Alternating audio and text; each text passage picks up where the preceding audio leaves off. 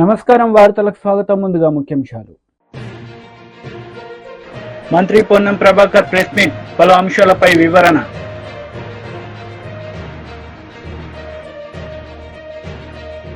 YCP leader Jogi Ramesh press meet, ఇరు పార్టీలపై fire.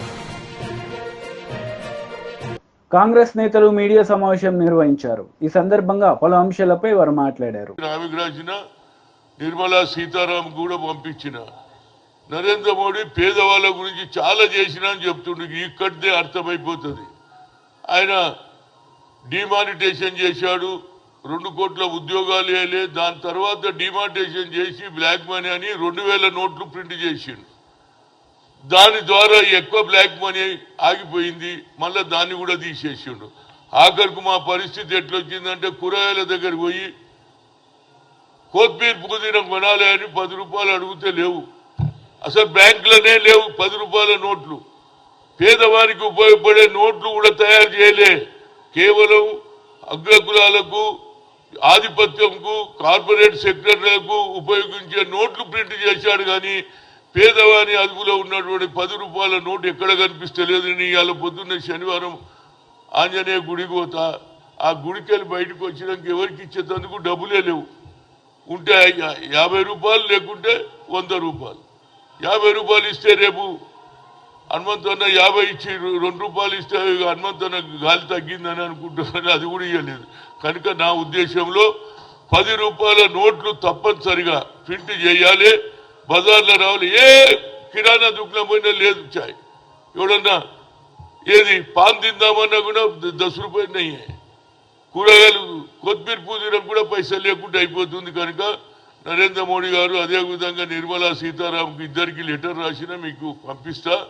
ఇది చాలా అన్యాయం. కోటీశ్వర్లకే పట్టం కడుతున్నారు. ఇవాళ కరెక్ట్గా ధనవంతులు ఈ జరిగే ఇవాళ లాస్ట్ డే, ఇవాళ కూడా ఎలక్షన్ జరుగుతుంది. ఇది ధనవంతులకు పేదవారి నడుమ జరిగే ఎన్నిక. దానికే రాహుల్ గాంధీ మొదటి నుంచి బడుగు బలహీన వర్గాల గురించే మాట్లాడుతున్నారు. తప్పనిసరిగా ప్రతి పేదవాడు, ప్రతి బడుగు బలహీన ఎస్సీ కావచ్చు, ఎస్టీ కావచ్చు, మైనార్టీ కాదు, తప్పనిసరిగా ఇండియా కూటమిని గెలిపియాలి. తప్ప ఆయన వస్తే పేదవాళ్ళ భవిష్యత్తు బాగుపడుతుంది. ఎందుకంటే ఇందిరాగాంధీ భూ సంస్కరణ అమలు చేసింది, దున్నేవాడికే భూమి ఇచ్చింది, 20 అంశాల కార్యక్రమం చేసింది. అదేవిధంగా ఆయన మనుమడైనటువంటి రాహుల్ గాంధీ గారు కూడా బడుగు బలైన వర్గాలను పైకి తెస్తారన్నాడు. జిత్తునా ఇచ్చేదారి ఇత్తి భాగీదారి అన్నాడు.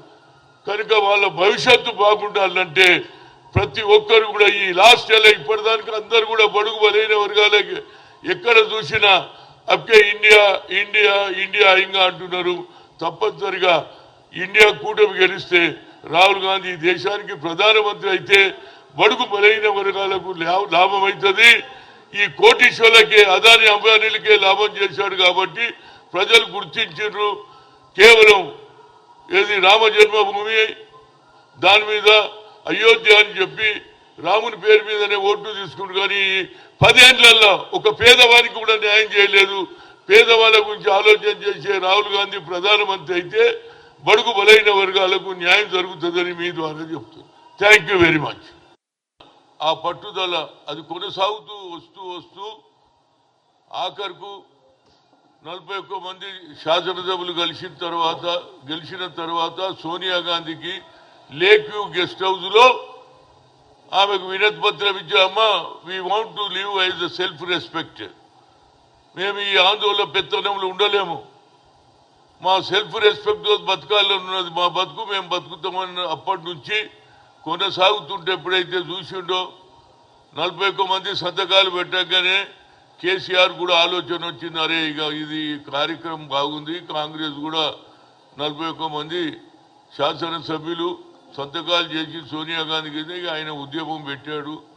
ఫైనల్గా ఎప్పుడైతే 1200 మంది చనిపోతున్నారో ఆమె తెలుసుకున్నది ఈ ఆంధ్ర ప్రాంతంలో ఉన్న నాయకులు వ్యతిరేకం చేసినా పర్వాలే, నో మోర్ క్యాజువాలిటీ అని ఆమె తెలంగాణ ఇస్తాన్నది ఇచ్చింది. దాని ప్రతిఫలమే రేపు జరగబోయే తెలంగాణ అవతరోత్సవం సభకు ముఖ్యమంత్రి రేవంత్ రెడ్డి గారు దీనికి సలామీ తీసుకుంటాడు. అదేవిధంగా ఫ్యూచర్లో ప్రభుత్వానికి ఎలాంటి బడుగు బలైన వర్గాలకు సోనియా గాంధీ ఆదేశాలు, రాహుల్ గాంధీ ఆలోచనలను ఇంప్లిమెంట్ చేయడమే కాకుండా 6 డిక్లరేషన్ కూడా చేస్తారు. దీనికి సోనియా గాంధీ గారు కూడా తుక్కుగూడలో బహిరంగ సభలో మాట్లాడింది. మళ్ళీ ఎల్బీ స్టేడియంలో ఏ దినమైతే గెలిచిన తర్వాత ముఖ్యమంత్రి హోదా తీసుకునేటప్పుడు అప్పుడు కూడా ఈ 6 డిక్లరేషన్ చెయ్యాలని చెప్పింది. కానీ కొన్ని కారణాల వల్ల ఆమె డాక్టర్ల అడ్వైజ్ అనుకో ఆమెకు అక్కడ బాగా ఎండలు ఉన్నది. నేను నాగ్పూర్లో చూసినా 50 దాటిందని. అలాంటి పరిస్థితులు రాకపోయినా ఆమె ఆశీర్వాదం తప్పనిసరిగా. టీడీపీ లీడర్ మీడియా సమావేశం నిర్వహించారు. ఈ సందర్భంగా పలు అంశాలపై ఆయన మాట్లాడారు. శిక్షణ ఇది మేము చెప్పింది. కౌంటింగ్లో అప్రమత్తంగా ఉండాలి. చీఫ్ పోలింగ్ ఏజెంట్లకు టీడీపీ నాయకత్వం దిశానిర్దేశం. ఫోటోలు కూడా చక్కగా అన్ని పేపర్లో వచ్చినాయి. చంద్రబాబు నాయుడు గారు ఫిజికల్గా లేకపోవడం, పోనీ ఆయన ఏదన్నా జూమ్లోనో దేంట్లోనో మాట్లాడిన ఎక్కడ సోషల్ మీడియాలో వచ్చుంటే ఖచ్చితంగా చంద్రబాబు నాయుడు గారు ఇది ఇలా చెప్పారు అలా చెప్పారని సాక్షి కొంచెం రాసినా దానికి ఏదో కొంత అర్థం ఉంటుంది. కానీ దౌర్భాగ్యం కవించి కలపడాలి అని మేము చెప్పామని సాక్షిలో రాస్తారు. దీనికి కారణం ఏంటి? 29/5/2024 సజ్జల రామకృష్ణారెడ్డి వాళ్ళ చీఫ్ ఏజెంట్ల మీటింగ్లో మనకు రూల్స్ లేవు, ఏమి లేవు, కలపండి అని చెప్పిన దాని మీద మేము పోలీస్ కంప్లైంట్ ఇచ్చి ఎఫ్ఐఆర్ బుక్ చేసాం. ఇది ఫస్ట్ టైం ఆయన జీవితంలో మెట్లు కింద పట్టాకి మొదటి అంకం. సకల శాఖ మంత్రిగా వైసీపీ వాయిస్గా ఉన్న సజ్జల రామకృష్ణారెడ్డి నిన్న 29/5 మొన్న చెప్పిన ఆ చీఫ్ ఏజెంట్ల మీటింగ్లో చెప్పిన దాని మీద ఎఫ్ఐఆర్ ఫైల్ చేస్తే, మేము కంప్లైంట్ ఫైల్ చేస్తే ఎఫ్ఐఆర్ కూడా బుక్ అయింది ఆయన మీద. సరే, ఇది ఏమవుతుంది ఏంటనేది పక్కన పెడితే, అంటే మేము చెప్పేది ఏంటంటే, మిస్టర్ సజ్జల రామకృష్ణారెడ్డి నీకేం దమ్ముంటే, అమ్మ పాలు తాగుంటే నువ్వు కూడా కంప్లైంట్ ఇచ్చుకో. చంద్రబాబు నాయుడు ఇలా అన్నాడు ఈ మీటింగ్లో, కంప్లైంట్ ఇచ్చుకో, ఎవిడెన్స్ చూపించు. నిన్న మేము పోలీస్ కంప్లైంట్ ఇచ్చినప్పుడు నీ ఎవిడెన్స్, నీ వీడియో మొత్తం పోలీస్ స్టేషన్లో ఇచ్చాం. మంగళగిరి రూరల్లో, తాడేపల్లి రూరల్లో వాళ్ళు ఎఫ్ఐఆర్ కూడా బుక్ చేశారు. అలాగే మేము నిజంగా ఇటువంటిది కవ్వించి కలపడాలని చెప్పి చంద్రబాబు నాయుడు గారు చీఫ్ ఏజెంట్ల మీటింగ్లో చెప్పుంటే, నీకు నేను చేతనవుతే నువ్వు పోలీస్ కంప్లైంట్ ఇవ్వు. ఇంకా అధికారంలో నువ్వే తెచ్చావు కదా. అంతేగాని నీ పేపర్ ఉందని ఈ ముచ్చట కూడా 3 రోజులే, ఖచ్చితంగా ఇవాళ నుంచి 3 రోజుల్లో నీ ముచ్చట్లన్నీ కరిగి ఆవిరైపోయే పరిస్థితి వచ్చింది. అందుకని వాళ్ళ పోలీసులు కూడా సజ్జల రామకృష్ణారెడ్డి లాంటి వ్యక్తి మీద ఎఫ్ఐఆర్ కడతాకి వాళ్ళే వెనకాళ్ళ. అదే ఒక 6 నెలల కిందట సజ్జల రామకృష్ణారెడ్డి మీద ఎఫ్ఐఆర్ కట్టాలంటే ఈ వ్యవస్థలో మాకు అయ్యే పని కాదు. కాబట్టి నీ దిగజారుడు, నీ పతనం స్టార్ట్ అయింది. ఒక మట్టి కిందకు వచ్చావు నువ్వు ఆల్రెడీ. నీ నాయకుడు కూడా దాదాపుగా ఒక నిర్ణయానికి వచ్చారు, మనం ఇక ఉండవు అని. ఈ పరిస్థితుల్లో కొద్ది గొప్ప విఘ్నత ఉన్న మనిషి ఎవడైనా కూడా ఎవరిని నొప్పించకుండా బ్యాలెన్స్డ్గా వాళ్ళకి పబ్లిక్ నుంచి ఇబ్బంది లేకుండా మాట్లాడే అలవాటు చేసుకుంటారు. కానీ మీరేం మారలా. మీ అలవాట్లు, మీ దుష్ప్రచారం ఏమీ మారలేదు, మారవు కూడా. అది మారాలంటే 4వ తారీఖు సాయంత్రమే అవుతుంది. చంద్రబాబు నాయుడు మీటింగ్లో ఎక్కడ ఉన్నాడు? ఇది 3 పేపర్ల ఫోటోలు కూడా వేశారు. డాయస్ మీద ఎవరుంది? అచ్చెన్నాయుడు గారు రావాల్సిన మీటింగ్కి యనమల గారు వచ్చి చెప్పడం జరిగింది. మిగతా వాళ్ళందరూ కూడా ఒక్కొక్క సబ్జెక్టు మీద ఒక్కొక్క గంట, అరగంట అలా చెప్పారు. 4ంటికి మీటింగ్ క్లోజ్ చేశాం. చంద్రబాబు నాయుడు గారు వచ్చి మాట్లాడినట్టు ఎక్కడన్నా సోషల్ మీడియాలో వచ్చిందా? సోషల్ మీడియా తెలుగుదేశానికి కూడా ఉంది కదా. ఒకవేళ నిజంగా చంద్రబాబు నాయుడు గారు జూమ్లో మాట్లాడుంటే ఖచ్చితంగా మేము దాన్ని పబ్లిసిటీ చేసేవాళ్ళం. YCP leader Jogi Ramesh press meet నిర్వహించారు. ఈ సందర్భంగా పలు అంశాలపై ఆయన మాట్లాడారు. తెలుగుదేశం పార్టీ గగ్గోలు పెట్టే తెలుగుదేశం పార్టీ సోషల్ మీడియా ఇన్నిసార్లు అడుగుతా ఉన్నా కానీ కనీసం సమాధానం చెప్పటానికి కూడా ముందుకు రావట్లేదంటే అసలు దీంట్లో ఉన్న రహస్యం ఏంటి? చంద్రబాబు నాయుడు ఏ దేశానికి పోయాడో తెలీదు, ఎక్కడున్నాడో తెలీదు, విశ్రాంతి కోసం వెళ్ళాడో తెలీదు, వైద్య పరీక్షల కోసం వెళ్ళాడో తెలీదు, పెట్టుబడుల్ని ఆకర్షించటం కోసం వెళ్ళాడో తెలీదు, పెట్టుబడులు ఆకర్షితుడై పెట్టుబడులు పెట్టడం కోసం వెళ్ళాడో తెలియదు. నల్లధనం మొత్తం కూడా తీసుకెళ్లి ఎక్కడన్నా ఏ దేశంలో పెట్టాడో అది తెలియదు. దోచుకున్న డబ్బంతా తీసుకెళ్లి ఏ దేశంలో ఉన్న దాచాడో అది తెలియదు. ఈ పరిస్థితుల్లో హైదరాబాద్ నుంచి బయలుదేరాడు. శంషాబాద్ లో అక్కడ ఇమిగ్రేషన్ అధికారులు ఇతను స్కాములో ఉన్నాడు కదా, స్కిల్ డెవలప్మెంట్ స్కామ్లో ఉన్నాడు, ఇంకా స్కాముల్లో చాలా అట్లా ఉన్నాడు. అభ్యంతరం పెట్టారు. ఆ తర్వాత పేపర్లు ఏది చూపించారు, వదిలిపెట్టారు. వదిలిపెట్టిన తర్వాత ఇతను గాని ఇతను కొడుకు గాని అమెరికాలో వెళ్తున్నాడని చెప్పేసి ఒక వార్త. తీరా చూస్తే అమెరికా అంతా కాలించారంట. అక్కడ తెలుగుదేశం పార్టీ ఎన్ఆర్ఐ విభాగానికి సంబంధించిన కోమటి జయరాం, చంద్రబాబు నాయుడు అమెరికా రావట్లా, మాకే కనపడలా అని చెప్పేసి ఆయన ఒక పత్రికా ప్రకటన. అక్కడ లేడు. ఇంతకీ ఇట్లే పోయాడు అంటున్నారు. ఇట్లీలో చంద్రబాబు నాయుడు ఏ దేశం వెళ్ళినా చంద్రబాబు నాయుడు చేసేది ఏంటంటే ముందు ప్యారిస్ వెళ్ళాడు అనుకోండి, ఆ ఈఫిల్ టవర్ ముందు ఒక ఫోటో దిగుతాడు, ఆ ఫోటో పంపిస్తాడు. లండన్ పోయాడు అనుకోండి, ఆ బుల్లెట్ ట్రైన్ ముందు ఒక ఫోటో దిగుతాడు, ఆ ఫోటో పంపిస్తాడు. సింగపూర్ పోయాడు అనుకోండి, సింగపూర్ రోడ్ల మీద ఫోటో దిగుతాడు. మలేషియా పోయాడు అనుకోండి, ఆ ట్విన్ టవర్స్ ముందు ఒక ఫోటో దిగుతాడు. చంద్రబాబు నాయుడికి ఇంత మీడియా అంటే ప్రచార పిచ్చి ఉన్న చంద్రబాబు నాయుడు ఈఫిల్ టవర్ తీసుకొచ్చి ఆంధ్రప్రదేశ్లో కడతానంటాడు, ట్విన్ టవర్స్ తీసుకొచ్చి ఆంధ్రప్రదేశ్లో కడతానంటాడు, అండమాన్ పోతే అండమాన్లో ఉన్న సముద్రం తీసుకొచ్చి ఆంధ్రప్రదేశ్లో నిర్మించేస్తానంటాడు. ఇంత పిచ్చున్న చంద్రబాబు నాయుడు ఏమైపోయావు అసలు 10 రోజులు? ఎందుకు ఇంత దాపరికం? ఎందుకు ఇంత దాచుకుంటా ఉన్నారు? దీని మీద చెప్పవలసిన బాధ్యత మీకు ఉంది కదా. మా వైఎస్ఆర్ పార్టీ తరఫున మేము ఎన్నిసార్లు మేము అడుగుతా ఉన్నామే, ఏ దేశం పోయావు, ఎక్కడ ఉన్నావు, ఏం చేశావు అంటే బాధ్యత గల ప్రతిపక్ష పార్టీకి, అంటే తెలుగుదేశం పార్టీ అధ్యక్షుడు బాధ్యత గల ప్రతిపక్ష నేత కాబట్టి ఇంటెలిజెన్స్ అధికారులు చెప్పరు.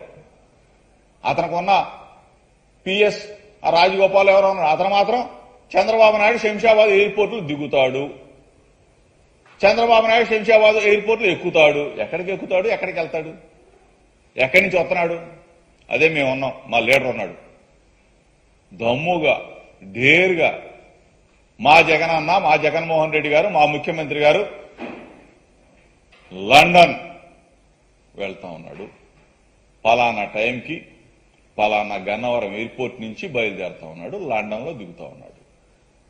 పలానా టైంకి లండన్ లో బయలుదేరుతా ఉన్నాడు, పలానా టైంకి గన్నవరం ఎయిర్పోర్ట్ లో దిగుతా ఉన్నాడని చెప్పే సమాచారం పోలీసు అధికారులు, ఇంటెలిజెన్స్, మా పార్టీ మొత్తం చెప్తా ఉంటే అసలు మీకెందుకు రా భయం? మీకెందుకు ఇంత ప్రశ్నగా మిగిలిపోవాల్సినంత అవసరం ఏంటి? ఇప్పటికైనా అడుగుతా ఉన్నాం, చంద్రబాబు నాయుడు ఏ దేశం వెళ్ళాడు, ఎక్కడున్నాడు, వైద్య పరీక్షల కోసం వెళ్ళాడా, విహారయాత్రల కోసం వెళ్ళాడా, విశ్రాంతి కోసం వెళ్ళాడా, పెట్టుబడిని ఆకర్షించడానికి కోసం వెళ్ళాడా, లేదంటే పెట్టుబడులకు ఆకర్షితుడై ఉన్న పెట్టుబడి. టీడీపీ పోలిట్ బ్యూరో సభ్యులు వర్ల రామయ్య మీడియా సమావేశం నిర్వహించారు. ఈ సందర్భంగా సీఎం జగన్ రెడ్డిపై మండిపడ్డారు. నేను అన్న ప్రతి మాటకు అర్థం ఉంటుందండి. ఏసీబీలో నిజాయితీ కలిగిన అధికారికి ఆ కేసు ఎంట్రెస్ట్ చేయాలి కదండి. చేయకుండా కూర్చుంటే అక్కడ ఎస్సీ, ఎస్టీ, బీసీ భూములు కొట్టేస్తుంటే అధికారం ఉంది కదా అని అధికారాన్ని అడ్డు పెట్టుకొని ఈ రకంగా పేదవాడు బతుకుతాడని చెప్పి ప్రభుత్వం తలో 2 ఎకరాలు 3 ఎకరాలు ఇస్తే మీ అధికార దాహం కోసం మీ అక్రమ సంపాదన కోసం వాళ్ళ దగ్గర నుంచి కొట్టేస్తారండి. ఇంతకంటే హీనమైన నీచాతినిత్యమైన పని ఏమన్నా ఉందా జవహర్ రెడ్డి గారు? మీరు కొట్టేశారా లేదా ఎలా తెలుస్తుంది? మీరేదో ఆ రోజున బెదిరించారు వాడిని, పాపం ఆ మూర్తి యాదవ్ అనే కుర్రాన్ని. నీ మీద ఆ పరువు నష్టం దావా వేస్తా, నీకు లీగల్ నోటీస్ పంపిస్తా, పంపించండి, ఏమవుతుంది? లీగల్గా అతను ప్రొసీడ్ అవుతాడు. మీ మీద ఆరోపణలు వస్తే దానికి సమాధానం చెప్పకుండా మూర్తి యాదవ్ని బెదిరిస్తారేంటి? మీకున్న అధికారాన్ని పెట్టుకొని ఆ మూర్తి యాదవ్ని చంపేస్తారా? You are the chief secretary of the state, you can do anything in the state. నేను అనుకుంటున్నా ఈ రోజున మూర్తి యాదవ్ ప్రాణానికి హాని ఉన్నది. మీరు ఆ పదవిలో కూర్చొని ఉంటే మూర్తి యాదవ్ అనుక్షణం అతని ప్రాణాలకి హాని, అతని మీద పెద్ద వేటకత్తి వేలాడుతున్నట్టే లెక్క. అది పరిస్థితి. మీరెందుకు సమాధానాలు చెప్పరు చీఫ్ సెక్రటరీ గారు? నేను ఎలక్షన్ కమిషన్ అడుగుతూ ఉన్నా. Of course this case may not be connected to you. Election కమిషన్కి సంబంధం లేకపోవచ్చు. ఇతని అవినీతి చీఫ్ సెక్రటరీది, లేకపోతే ఇతను భూముల దందా, లేకపోతే ఈ భూ మాఫియా, ఇది మీకు ఎలక్షన్ కమిషన్కి సంబంధం లేకపోయి ఉండొచ్చు. I agree with that. కానీ ఇంత మకిలి పూసుకున్న చీఫ్ సెక్రటరీ, ఇన్ని ఆరోపణలు, అవినీతి ఆరోపణలు ఎదుర్కొంటున్న చీఫ్ సెక్రటరీ రేపు కౌంటింగ్ పర్యవేక్షించగలడా? పర్యవేక్షిస్తే న్యాయం జరుగుతుందా? నిష్పక్షపాతంగా జరుగుతుందా? ఆ వరలరామ ఏదో నా మీద మాట్లాడాడు, వాడి పార్టీకి అన్యాయం చేయండి అంటాడు ఆయన. ఆ మూర్తి యాదవ్ నా మీద ఆరోపణలు చేశారు, వాడి సంగతి చూడు, వాడి పార్టీ గెలవకూడదు అంటాడు, నా పార్టీ గెలవాలంటాడు. అంతే కదా? Then why don't this election commission ఈ పాయింట్ మీద మీరు ఎందుకు ఇన్వాల్వ్ అవ్వరు? You have to keep this CS immediately away from this election duties. Still your code of conduct is on force. Code of conduct ఉంది కదా. ఇంత మకిలి పూసుకున్న అధికారి ఎవరైతే పెద్దసారిగా చలామణి అవుతున్నారో ఆయన ఎలా ఉంటారు చీఫ్ సెక్రటరీగా? ఉంటే కౌంటింగ్లో న్యాయం జరుగుతుందా? స్ట్రైట్ క్వశ్చన్ ఇస్తున్నాను నేను కేంద్ర ఎన్నికల ప్రధానాధికారికి, మీకు డైరెక్ట్ క్వశ్చన్ ఇస్తున్నా. ఇంత అవినీతి ఆరోపణలు ఎదుర్కొంటున్న ఈ CS రేపు 4వ తారీఖున జరగబోయే కౌంటింగ్లో ఇతను ఉంటే, ఈ పదవిలో కొనసాగితే న్యాయం జరుగుతుందా? నిష్పక్షపాతంగా కౌంటింగ్ జరుగుతుందా? ఏదన్నా డిస్ప్యూట్ వచ్చినప్పుడు ఇతను న్యాయం చెప్పగలడా? ఆ న్యాయం చెప్పినది సరైన న్యాయమా? ఎలక్షన్ కమిషన్ కూడా ఆలోచించాలని చెప్పి నేను తెలియజేస్తున్నా.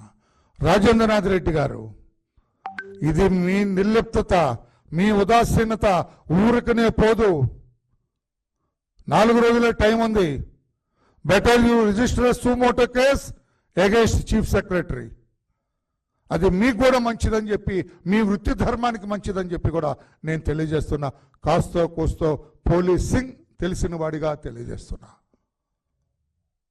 ACB చీఫ్గా you have to order for suo motu case to be registered. Register చేయకపోతే మీరు మీ విధి నిర్వహణలో మీరు అనవసరంగా చీఫ్ సెక్రటరీకి ఒత్తాసు పలికినట్లు లెక్క, న్యాయపరంగా వ్యవహరించనట్లే లెక్క అని చెప్పి కూడా తెలియజేస్తున్నా. నేను అడుగుతున్నా చీఫ్ సెక్రటరీ గారు, who is this Trilok? Trilok అనే వ్యక్తి మీకు సంబంధం ఉందా? లేదు. ఉంది. చెప్పండి సమాధానం. మీరు మూర్తి యాదవ్ని బెదిరించినట్లు వరలరామయ్యని బెదిరించలేరు కదా. నేను ఇప్పుడు అడుగుతున్నా, సరిగా ఒక ప్రశ్న వేస్తున్నా. గౌరవ చీఫ్ సెక్రటరీ గారు, హూ ఇస్ దిస్ త్రిలోక్? ఈ త్రిలోక్ అనే వ్యక్తి మీ తరఫున, మీ పంపున, మీ అబ్బాయి తరఫున అక్కడ తిరుగుతూ, విజయనగరం, విశాఖపట్నం జిల్లాల్లో తిరుగుతూ, ఆ చుట్టుప్రక్కల గ్రామాల్లో తిరుగుతూ, ఎస్ఐని భూములున్న పేద ఎస్సీ, ఎస్టీ, బీసీ వర్గాల్ని మభ్యపెడుతూ సెంటు 16,000 అంటండి. 16,000కి సెంటు ఎక్కడ ఇస్తారండి విశాఖపట్నం జిల్లాలో? ఇది కూడా చూపించా. ఈ డాక్యుమెంట్ నా దగ్గర ఉందండి. ఇది త్రిలోక్ గారు ఇప్పుడు ఎప్పుడైతే ఎవరి త్రిలోక్ అని చీఫ్ సెక్రటరీ గారిని అడిగా, ఆ త్రిలోక్ గారు కార్తీక అప్పల పైడమ్మ దగ్గర నుంచి రిజిస్టర్ చేయించుకున్నాడు. త్రిలోక్ గారు, అయ్యా చూడాలా పాత్రికేయ సోదరులారా, చీఫ్ సెక్రటరీ గారిని ఇప్పుడు నేను ప్రశ్న వేశా, హూ ఈజ్ దిస్ త్రిలోక్ అని. ఆ త్రిలోక్ అనే వ్యక్తి నా దగ్గర ఒక డాక్యుమెంట్ దొరికింది, ఇంకా చాలా వస్తున్నాయి. ఈ డాక్యుమెంట్లో కార్తీక అప్పల పైడమ్మ ఆధార్ కార్డ్ నంబర్ ఉంది, కనిమెట్ట విలేజ్ నుంచి ఈయనకు ఒక డాక్యుమెంట్ రిజిస్టర్ చేసింది. అందులో 38 సెంట్లు భూమి వీరికి అమ్మింది. మంత్రి పొన్నం ప్రభాకర్ మీడియా సమావేశం నిర్వహించారు. ఈ సందర్భంగా పలు అంశాలపై ఆయన మాట్లాడారు. రాబోయే భవిష్యత్ తెలంగాణ ప్రజల ఆకాంక్షకు అనుగుణంగా ఏ విధంగా ఉండాలో ఒక ఆలోచన తీసుకోపోయే విధంగా మరి రేపటి ఈ యొక్క ఆవిష్కరణ దినోత్సవాలు జరుగుతూ ఉన్నాయి. సరే, రాజకీయంగా ఇది విమర్శలకు వేదిక కాదు. అన్ని రాజకీయ పార్టీలు ఈ యొక్క వేడుకలు జరుపుకోవాలి, అందరూ కూడా భాగస్వాములు కావాలి. కానీ వాస్తవం ఎవరు కూడా మర్చిపోయేటువంటి అంశం కాదు. ఆనాడు తెలంగాణ పార్లమెంటు సభ్యులంగా సోనియా గాంధీ గారు ఒకవేళ తెలంగాణ ఇచ్చే విషయంలో ఒక అడుగు వెనకకేస్తే తెలంగాణ రాష్ట్ర ఏర్పాటు కాకపోతుండే అనే మాట మాత్రం ప్రతి తెలంగాణ పౌరుడు, ఏ రాజకీయ పార్టీ అయినా, ఏ వ్యక్తి అయినా, ఏ సమాజానికి సంబంధించిన సోనియా గాంధీ గారి తెలంగాణ రాష్ట్ర ఏర్పాటు పాత్రను ఈ సందర్భంగా వారికి కృతజ్ఞతలు చెప్పేటువంటి బాధ్యత ప్రతి పౌరుందనే మాట సందర్భంగా మనం చేస్తూ ఉన్నాం. ఆనాడు పార్లమెంటు వేదికగా తెలంగాణ ప్రజల ఆకాంక్ష, తాత ముత్తాతల నాటి కోరిక ఇప్పుడు కాకపోతే మళ్ళెప్పుడు కాదని గలమెత్తి తెలంగాణ యొక్క వాదాన్ని అన్ని రాజకీయ పార్టీలు నిర్ణయం తీసుకునే విధంగా జరిగితే దురదృష్టం ప్రస్తుత ప్రధానమంత్రి తెలంగాణ సమాజాన్ని అవహేళనపరిచే విధంగా, తెలంగాణ అమరులందరినీ కూడా కించపరిచే విధంగా తల్లి చనిపోయింది, బిడ్డ తెచ్చుకున్నారు, దొంగతనం ఎత్తుకొచ్చుకున్నారు అనేటువంటి మాట ఏ తెలంగాణ కోసం ఉద్యమించారో వాళ్ళందరూ కూడా స్పందించాల్సిన అవసరం ఉందని కోరుతా ఉన్నా. మేము ఎప్పుడు కూడా రాజకీయ పార్టీగా ఎవరిని అవంటలేం. తెలంగాణ ఏర్పాట్లో సుష్మా స్వరాజ్ గారి పాత్రను ఎప్పుడు మర్చిపోం. కానీ ఈనాటి ప్రధాని స్వయంగా పార్లమెంటు వేదికగా తెలంగాణను అవమానపరిస్తే తెలంగాణ ఉద్యమకారులుగా బాధపడుతూ ఉన్నాం. తెలంగాణ ప్రజలందరూ కూడా ఈ అంశాన్ని సీరియస్గా తీసుకోవాల్సిన అవసరం ఉంది అనే మాట ఈ సందర్భంగా ఆవిర్భావ దినోత్సవం సందర్భంగా జ్ఞాపకం చేస్తాను. సరే, ఏది ఏమైనా రాబోయే కాలంలో తెలంగాణ మరింత అన్ని రకాలుగా ప్రజాస్వామికంగా, అసలు తెలంగాణ పోరాటము, నినాదము, ఉద్యమమే ఆత్మగౌరవానికి సంబంధించి, అంటే ఆత్మగౌరవం లేకుండా ఉండే పరిస్థితుల నుంచి అలా ఆత్మగౌరవంగా, సెల్ఫ్ రెస్పెక్ట్గా ఉండేటువంటి విధంగా మనందరం ఉండేటువంటి ప్రయత్నం చేస్తూ ఉన్నాం. ఏదైనా ఎక్కడైనా మంచి చెడు ఉంటే వినడానికి తెలంగాణ రాష్ట్ర ప్రభుత్వం సిద్ధంగా ఉంది. ముఖ్యమంత్రి గారు కావచ్చు, మంత్రులు కావచ్చు, శాసనసభ్యులు కావచ్చు, పార్టీ నాయకత్వం కూడా ప్రజలతో మమేకమై ప్రజల్లో భాగస్వామ్యం కావడానికి సిద్ధంగా ఉందనే మాట సందర్భంగా మనం చూస్తూ, ఈరోజు రాజకీయాలకు అతీతంగా మేము స్వయంగా మా పార్టీ, మా ప్రభుత్వం తరఫున మాజీ ముఖ్యమంత్రి గారు కూడా కాగితం ఇచ్చినాం. మాకెప్పుడు 10 ఏళ్ల ఆహ్వానాలు రాలే. వార్తలు ముగించే ముందు ముఖ్యాంశాలు మరోసారి. మంత్రి పొన్నం ప్రభాకర్ ప్రెస్ మీట్, పలు అంశాలపై వివరణ.